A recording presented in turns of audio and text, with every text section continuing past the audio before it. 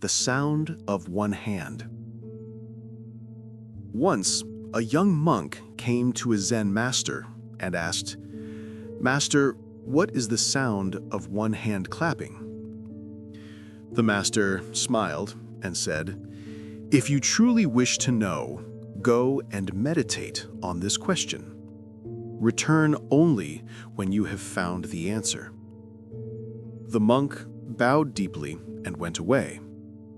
For many days he sat in silence, listening carefully to every sound around him. He heard the wind rustling through the leaves, the rain tapping softly on the roof, the chirping of birds, and even the rhythm of his own heartbeat.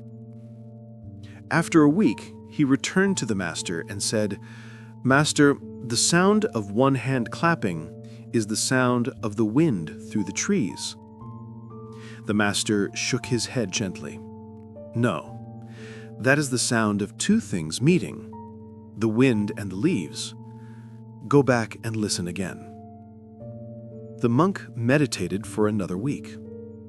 This time, he listened even deeper, to the sound of his breath, to the silence between his thoughts, to the stillness beneath all noise. He returned and said, "Master, the sound of one hand clapping is silence itself."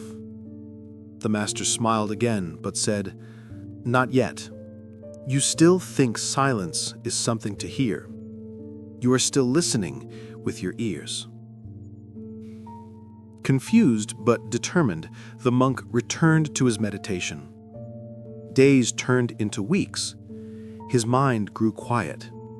His heart grew still. Then one morning, as the sun rose and light filled his room, something within him opened. He suddenly understood. There was no sound to hear, because there was no one left to listen. He rushed to the master and bowed deeply. The master looked into his eyes, saw the peace within them, and said, "Now you have heard the sound of one hand."